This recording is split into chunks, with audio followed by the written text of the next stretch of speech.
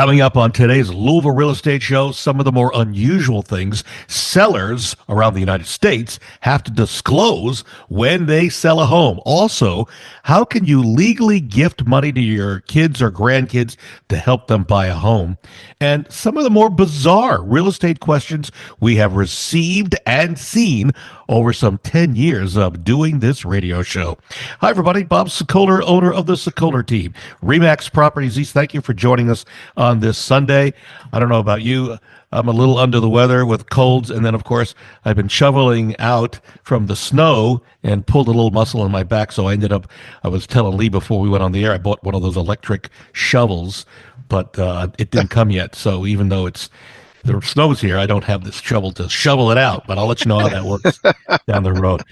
The voices you're hearing come from, first of all, Randy Rocky. He is one of the co-owners of Swan Financial. They do a great job of getting your loan closed, but he also shops the loan to make sure you get the best rate. So you get expert experience and good help.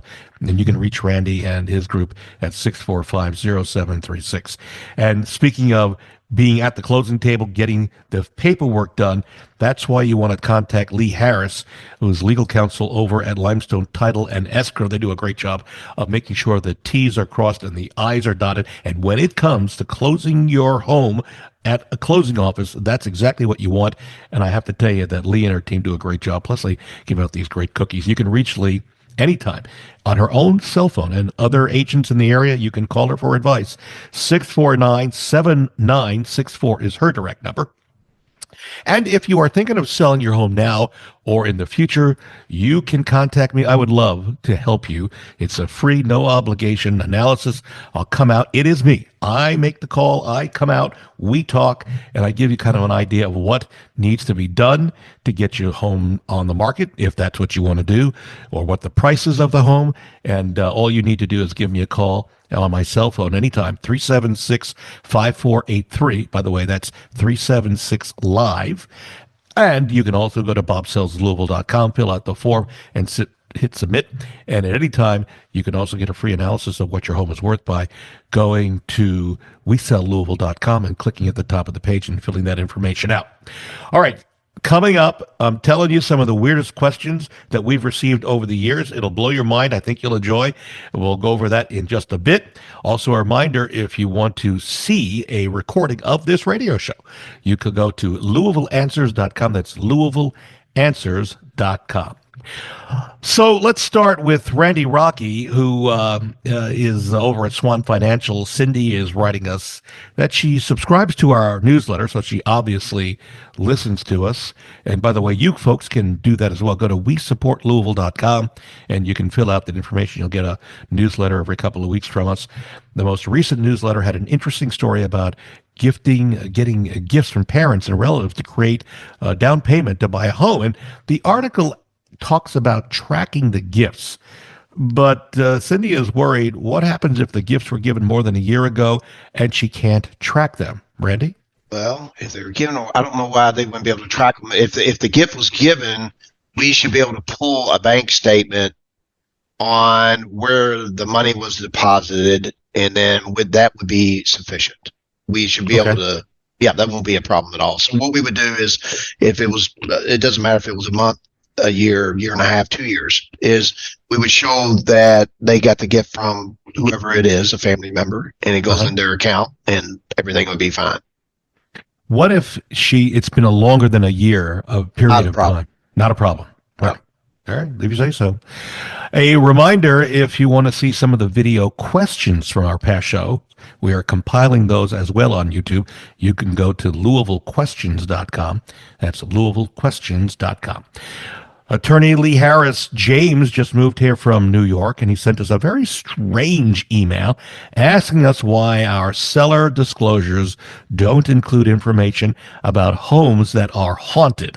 I kid you not, folks.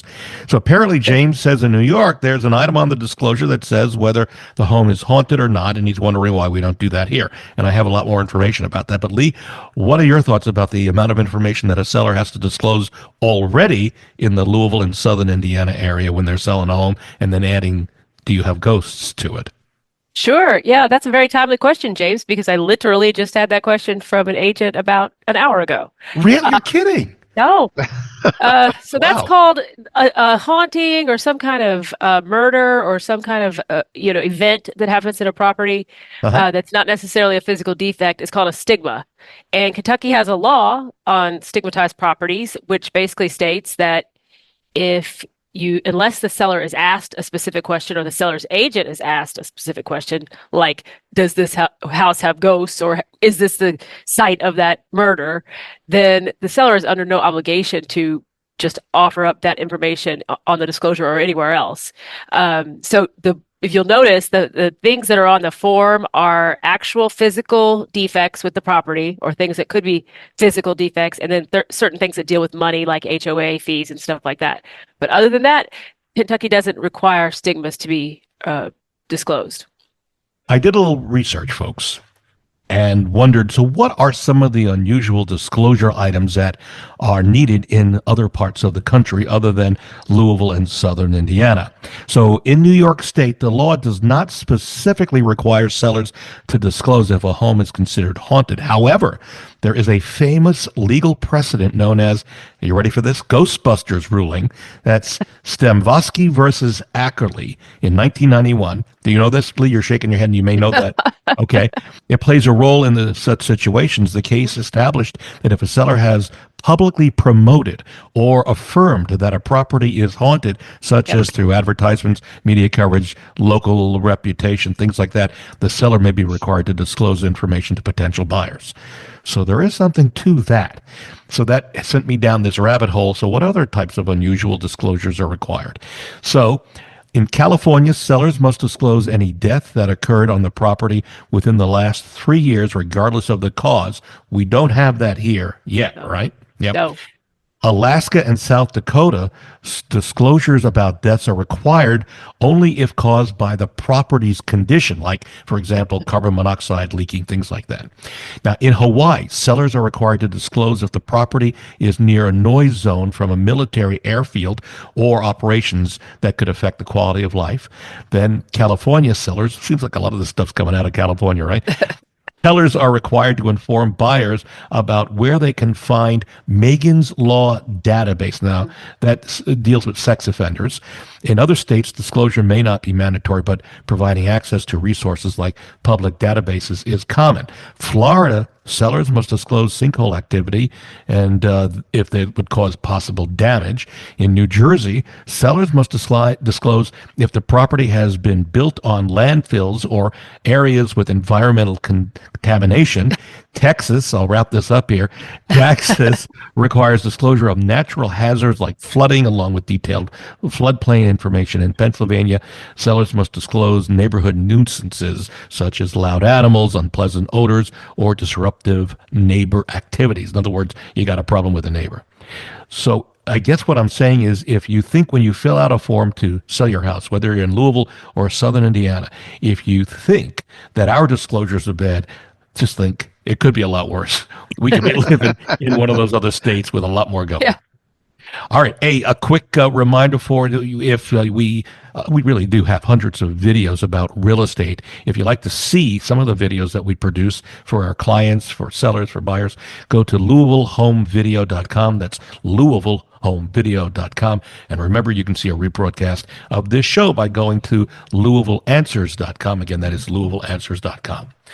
Randy Rocky, Swan Financial. Benny sent us an email. How long after foreclosure starts will he have to leave his home? Obviously, he's in somewhat of a trouble here. And your thoughts on that? I can give Lee and I will give our thoughts as well. Well, I don't think you have to leave until what is it, Lee? Until actually, I guess when they auction the property off, or when you think that, I mean, can they It's Well, legally kick it? I would say when they evict you. Lee, how about you? Yeah, it's Yeah, it's quite a long time from the time that you might receive a notice exactly. that your mortgage is in default or that you are receiving a lis pendens, which is a document that's filed of record by the lender to say that there's a claim on this property. And they have to serve the person then has 20 days to respond to that. And then there's a whole lot of other stuff that goes on to get it finally to the master commissioner sale. Once the master commissioner sale happens, a lot of times people will move out then because there's a new buyer, but they don't necessarily. And then the buyer can get what's called a writ of possession, and they have to go to the sheriff's office and get that. And that could take another, couple of weeks to get the person actually moved out. So from the time you find out that you realize that you're in trouble, you probably have at least a good 6 to 9 months, I would say. Yeah, and also, don't you, if you go through foreclosure, if they do improvements the first 6 months, can they come back and take the house back over if you get foreclosed on, they have to do what's called 2 disinterested housekeepers, believe it or not. That's appraisers who will come up with a price. If it sells for less than 66% of that, then the owner can redeem it within a year. So if you ever buy one and it's less than 66% of the appraised value, you probably want to talk to the owner about buying them out of their redemption right. Otherwise, you could have it for a year and they could come back if they can find the money. Yeah, you put all that money in it and then they come back a year later and go, wow. So I will also tell you that doing this 20 plus years, we've seen a lot. And back in 2007, 8, 9, 10, 11, 12, the banks learned a lesson that in the event of a owner of a home going under in terms of a problem, for example, it could be a marriage, it could be loss of job, it could be health issues. Rather than kick them out of the house, the banks started to realize it would be better for that homeowner to stay in the house, maintain at least electricity and water to keep the house in somewhat of a stable operation until things calmed down and we were able to move forward in a good method. Now, that doesn't happen all the time, but a lot of banks learn their lesson. And so I will tell you that that it's not so prevalent, Benny, that you're going to be forced to leave anytime soon. But just try to work with the bank. And then the other option is, and this will sound like a shameless plug, but I will tell you it's not, is you contact a real estate agent who can help you get out of the house in what's called a short sale, where the bank will agree to let you sell the home for less money than they're owed. And that happens all the time. We did a lot of it. So I'm just saying, and there are a lot of agents, great agents in our Louisville and Southern Indiana area who could help you with that, as opposed to letting the bank force you out of the house. You leave on your own terms with dignity, is how I would say it. We're going to take a break. And when we come back, some of the weirdest real estate questions that we've received over the 10 years that I've been doing this show. I think you're going to be fascinated with this. Continuing with us after the break, Randy Rocky. He's the head guy one of the head guys, Swan Financial. You can reach him to get a quote on a loan. They'll shop the loan to get you the best rate. 6450736. If you're thinking of buying a home, you want to be able to pick the closing attorney that you want. I highly recommend Lee Harris, who's also legal counsel over at Limestone Title and Escrow. They do a great job making sure everything is done to perfection, and they've got great cookies over there as well. 649-7964 is Lee's actual cell phone number. And if you're thinking of selling your home now or in the future, I would love to be able to help you. I come out free, no obligation. We sit, we talk, we review, and we can spend as much time as you want and talk about the process. All you need to do, and I'll give you an idea what the house is worth in terms of price as well. You can reach me on my cell phone, 376-5483. That's 376-LIVE, or go to bobsellslouisville.com, fill out the questionnaire, hit submit. And if you want a free analysis of what your home is worth, easy. Go to WeSellLouisville.com and click on the top of the page. And we are back in a moment on News Radio 840 WHAS. News Radio 840 WHAS, Bob Sokoler, the Louisville Real Estate Show, here with you until the top of the hour. Thank you for staying with us, folks.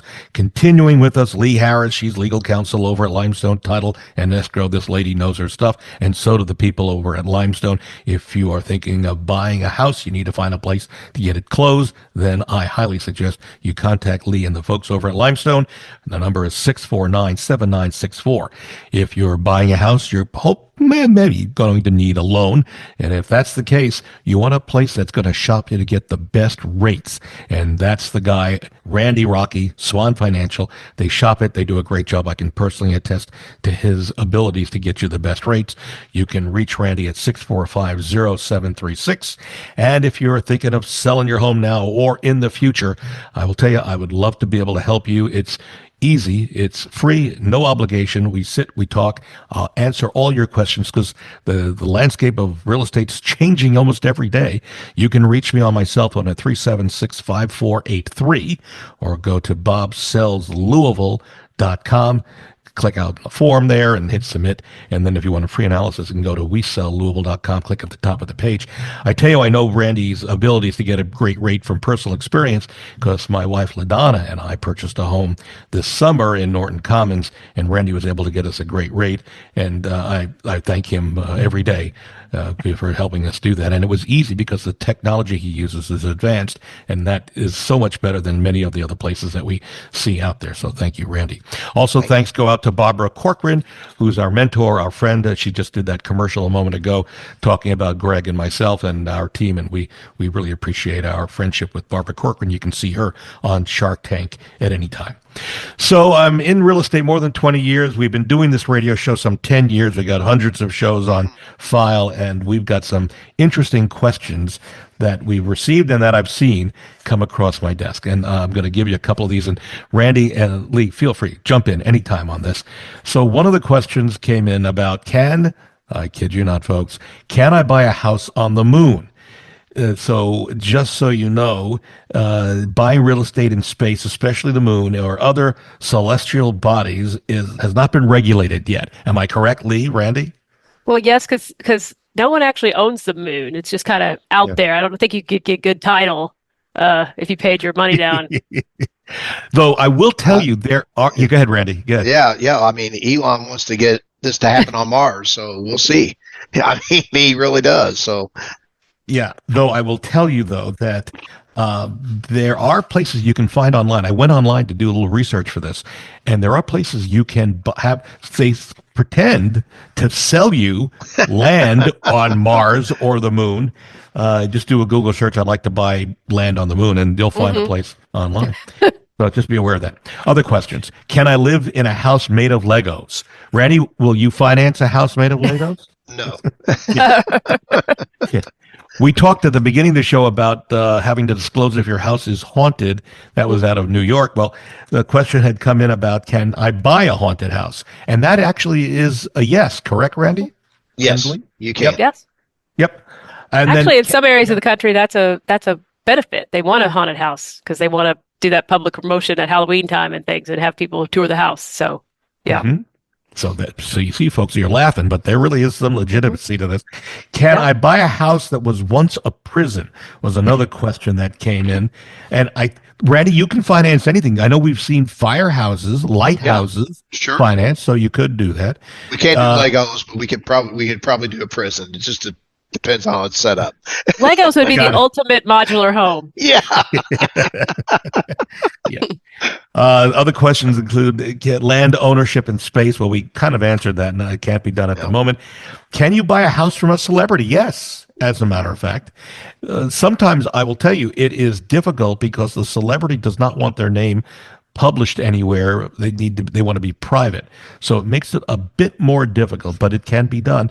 And what if, and this one's, you'll think this is a joke, but I'm telling you, what if I want to live in a cemetery? Some people are curious about the idea of living in a cemetery, either out of a fascination with the macabre or to get good luck or peace. Randy, I guess you could do that, right? You could live in a cemetery. Obviously, you can't tear out, where somebody passed away. Exactly. But yes, absolutely, you could live in a cemetery. It just depends how it's all set up. But I think that would take care of the noisy neighbor situation. That would. It's sure. Listen, there is a subdivision. I'm not going to name it because I don't want to put a spotlight on it, but it backs up. There are several that back up to cemeteries. Yes. Yeah. And absolutely. And Lee has a good point there. You're not going to have to worry about noisy neighbors. Can I buy a house on a floating island? Maybe. Do you have to have running water, Randy, or at least power? You should, yes, but I have a feeling you could, get a cistern or what have you, and I think you can buy a house on a floating island. Yes, I don't know. It would be. I don't know if I could ever finance that. No, but I think there probably are some people that would, but that would be something that would be very difficult for me. I'm imagining that people who live on a floating island probably have cash. Yes. because they got Yes. to pay for the island first. I agree. So just to wrap this up on some other ones, can I own property on a volcano? I don't think so. No, What happens if I live in a house without plumbing or electricity? Again, I don't know about that one, Randy. no, Yes or no? no, I Can I? can't. Someone's been watching some of those Swiss Family Robinson movies. Can I buy a house that is a tree house? Can I live in a houseboat on a? You could, Yes. right? You know, the Yes. I don't financing, but finance yeah, yeah. households, but people do. Yes. Can I Very, buy a very house often. on a floating iceberg? These are actual questions. And can I buy a house in a video game? And believe it or not, you can actually buy a house. You're not going to live in the house in a video game, but you can own ownership and sponsorship Hmm. of a house on a video game. All right. Some of the more unusual questions we've received over the past 10 years of doing this radio show here at the beginning of 2025.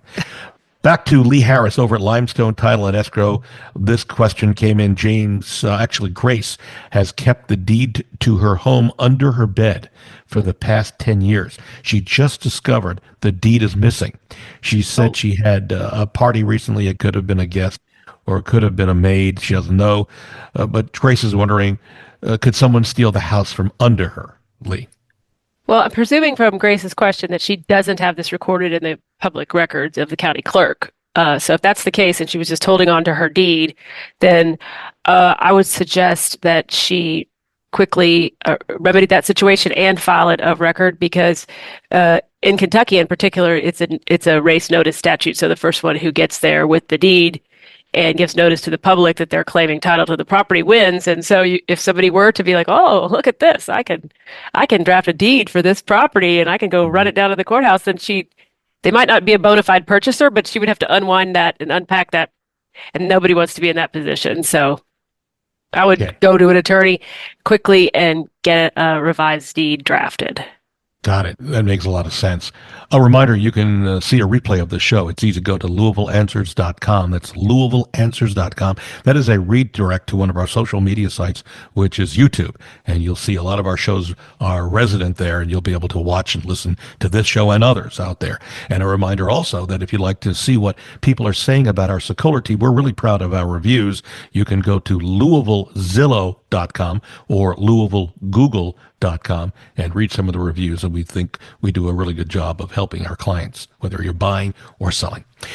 Randy Rocky, Swan Financial. Jackie lost her job a year ago and says in this email to us, and by the way, folks, you can send me an email, bob@wesellouisville.com, and just put radio question and give me the question itself in the body of the email. She says, I'm at least 2 payments behind on my mortgage, and I tried to pay 1 month's worth of what I owe, but her servicer, a mortgage company, said I have to pay the whole amount. Can the servicer actually do this, Randy? Yes, I think they can legally do that. When you get behind on, everybody has different rules. Is this correctly? I would think that is probably legal to do it that way. Is that correct, or am I wrong?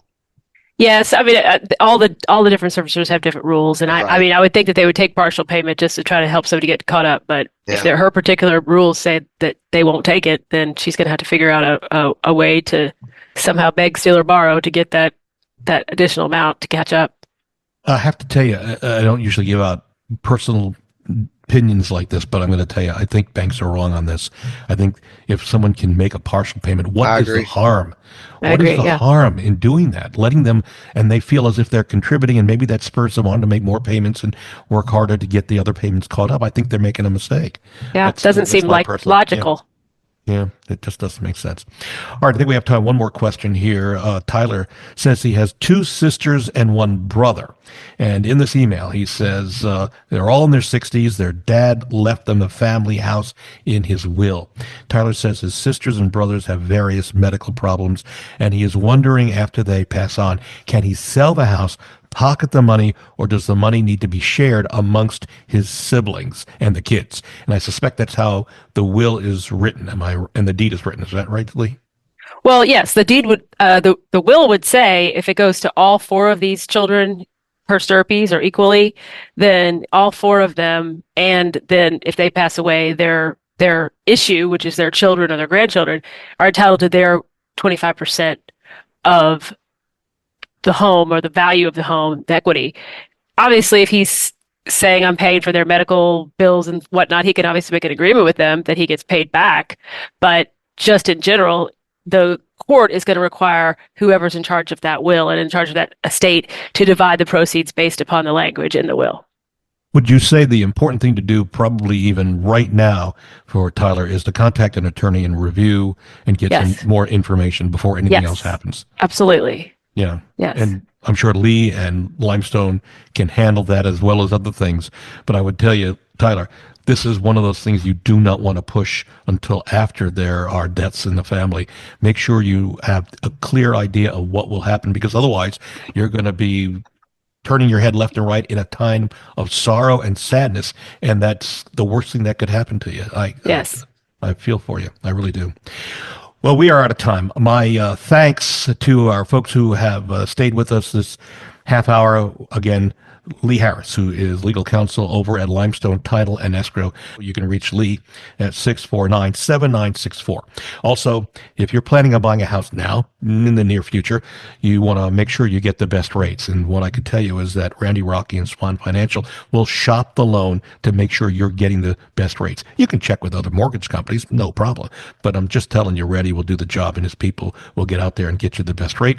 You can reach Randy at 645-0736. Thank you both for being here. And if you are thinking of selling your home now or in the future, or buying a home, I have a team of agents, and when it comes to selling, I'm the guy who will come out. We'll talk either on the phone or Zoom or in person. I'd love to come out. We talk about the process, walk around the house. I'll give you suggestions if there's anything that's needed, and we'll maybe make a path to how you can get your home on the market and find the next one. You can reach me on my cell phone at 376-5483, or go to sellslouisville.com. And for a free instant analysis of what your home is worth, go to WeSellLouisville.com and click on the top of the page and fill out the form. That's a computer estimate. We're out of time. We'll see you next Sunday on News Radio 840 WHAS.